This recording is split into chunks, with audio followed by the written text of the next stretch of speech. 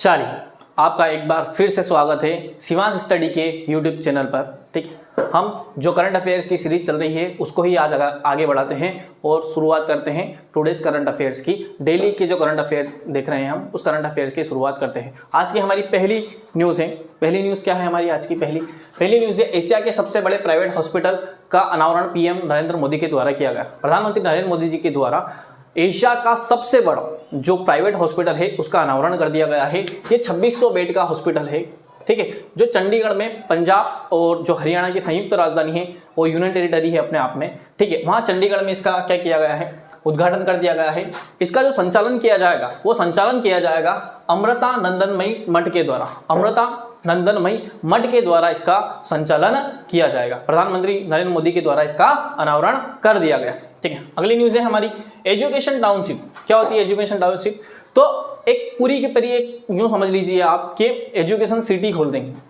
तो इस education township में क्या, भारत की पहली एजुकेशन टाउनशिप खोली जा रही है उत्तर प्रदेश में। उत्तर प्रदेश में 5 ऐसी जगह को चिन्हित किया गया है जहां पर यूपी सरकार एजुकेशन टाउनशिप खोलने जा रही है। ठीक है, ये किसके तर्ज पे होगी? तो ये यूएसए के, मतलब यूएसए के मॉडल में जिस प्रकार से यूएसए में टाउनशिप एजुकेशन टाउनशिप बनी हुई है उसी प्रकार से भारत के एक राज्य उत्तर प्रदेश में भी एजुकेशन टाउनशिप खोली जाएगी। इनकी संख्या स्टार्टिंग में 5 रखी जाएगी। 5 जगहों पर ये एजुकेशन टाउनशिप खोली जाएगी। ठीक है, यहाँ पर क्या क्या होगा? तो यहाँ पर शिक्षा, कौशल और प्रशिक्षण, इन तीनों को एक साथ देने की व्यवस्था की जाएगी। इसमें निजी क्षेत्र, जो एजुकेशन टाउनशिप खोली जाएगी उसमें निजी क्षेत्र और सरकारी संस्थान दोनों मिलकर एक साथ मिलकर काम कर सकेंगे। मतलब वहां पे निजी क्षेत्र के लिए भी वो टाउनशिप खुली रहेगी। ठीक है, अगली न्यूज क्या है? तो अंतरराष्ट्रीय खगोल विज्ञान और भौतिकी ओलंपियाड जो कि जॉर्जिया के कुटेसी में आयोजित किया गया था। जॉर्जिया के कुटेसी में आयोजित किया गया था। एक बार और देख लीजिए, अंतरराष्ट्रीय खगोल विज्ञान और भौतिकी ओलंपियाड जो कि जॉर्जिया के कुटेसी में आयोजित किया गया था। वहां पर भारत ने सिंगापुर के साथ में संयुक्त रूप से तीसरा स्थान प्राप्त किया। ठीक है, अगली न्यूज देखेंगे एडीबी क्या है? तो एशियन डेवलपमेंट बैंक है जिसका जो मुख्यालय है मनीला फिलीपींस में पड़ता है। इसकी स्थापना 1966 में हुई थी। ठीक है, इसने क्या किया है? तो एडीबी ने हिमाचल प्रदेश को $96.3 मिलियन जो है, $96.3 मिलियन ये डाटा है, ये $96.3 मिलियन जो है वो दिए हैं ऋण के रूप में। किस चीज के लिए दिए हैं? तो ये हिमाचल प्रदेश में जो है वो स्वच्छ जल आपूर्ति के लिए, काय के लिए दिए गए हैं? स्वच्छ जल आपूर्ति के लिए ये दिए गए हैं। एडीबी ने दिए हैं, एशियन डेवलपमेंट बैंक के द्वारा ये दिए गए। अगली न्यूज है अपनी यूनाइटेड नेशन सिक्योरिटी काउंसिल में एक बार फिर भारत और अफ्रीका और दक्षिण अमेरिका के राष्ट्रों के प्रतिनिधित्व की मांग की गई।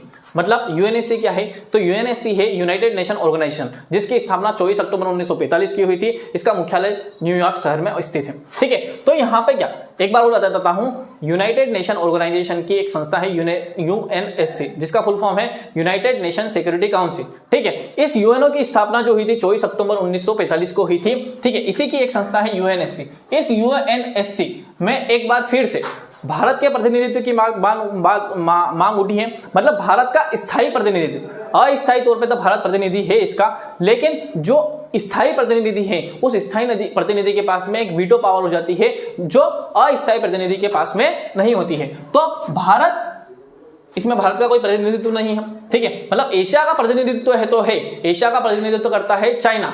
ठीक है, उसके अलावा भारत भी एक बढ़ती हुई विश्व की शक्ति है, महाशक्ति है, तो भारत का भी प्रतिनिधित्व होना चाहिए, ऐसी मांग उठी है एक बार फिर से।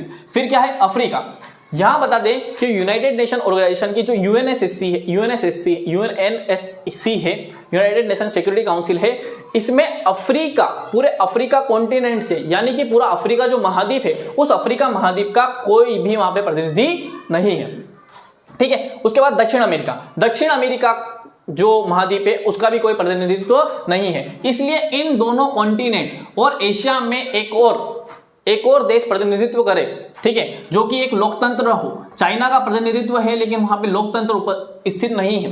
ठीक है, वहां पे एक पार्टी की सत्ता चलती है। ठीक है, इसलिए भारत को भी इसमें सम्मिलित करने की बात की जा रही है। ठीक है, P5 क्या है? तो P5 का मतलब होता है पावर 5, मतलब जो यूनाइटेड नेशन सिक्योरिटी काउंसिल के जो स्थायी मेंबर हैं उसको पावर 5 बोला जाता है। और इस पावर 5 में सम्मिलित कौन कौन सा है? एक आपका यूएसए मतलब यूनाइटेड स्टेट ऑफ अमेरिका, फिर रशिया, रशिया के अलावा आपका फ्रांस है, चाइना है और ब्रिटेन। फ्रांस, चाइना और ब्रिटेन इसके सदस्य हैं। इनके पास में वीटो पावर होता है, इसलिए स्थायी सदस्य की मांग की जा रही है, स्थायी सदस्यता की मांग की जा रही है। अगला क्या है, रंगनथिट्टू पक्षी अभ्यारण्य। रंगनथिट्टू जो पक्षी अभ्यारण्य है, जो मैसूर के कर्नाटक में पड़ता है, रंगनथिट्टू पक्षी अभ्यारण्य जो मैसूर के कर्नाटक में पड़ता है, इसको एक बार फिर से पर्यटकों के लिए खोल दिया गया है। ठीक है, रंगनथिट्टू पक्षी अभ्यारण्य। आपको ये याद रखना है कि रंगनथिट्टू पक्षी अभ्यारण्य कहाँ है। ठीक है, अगला है आईएनएस विक्रांत। आईएनएस विक्रांत क्या है, तो आईएनएस विक्रांत एक विमान वाहक पोत है, मतलब ऐसा पोत, ऐसा जहाज है, पानी का ऐसा जहाज है जिस पर क्या कर सकते हैं आपके विमान, एरोप्लेन भी लैंड कर सकते हैं, एरोप्लेन हेलीकॉप्टर वहां पे लैंड कर सकते हैं और वहां पे क्या कर सकते हैं, खड़े भी रह सकते हैं। ठीक है, वहां से अगर कोई समुद्री ड्रिल होता है, समुद्र में कोई वॉर होता है, तो वहां पे जब हेलीकॉप्टर या हवाई जहाज से हमला करना पड़ता है तो उसके लिए विमान वाहक पोत की आवश्यकता पड़ती है। तो भारत का पहला स्वदेशी तकनीक पर आधारित, मतलब पूरी तरीके से इंडिजीनियस है, भारत के द्वारा बनाया गया है, किसी और देश की इसमें सहायता नहीं ली गई है। तो आईएनएस विक्रांत पूर्णतः स्वदेशी तकनीक पर विकसित भारत का पहला क्या विमान वाहक पोत बन गया है। ठीक है, इसका जो अनावरण कर दिया जाएगा 2 सितंबर को नौसेना को इसको समर्पित कर दिया जाएगा प्रधानमंत्री जी के द्वारा। प्रधानमंत्री जी के द्वारा इसको क्या कर दिया जाएगा, 2 सितंबर को समर्पित कर दिया जाएगा।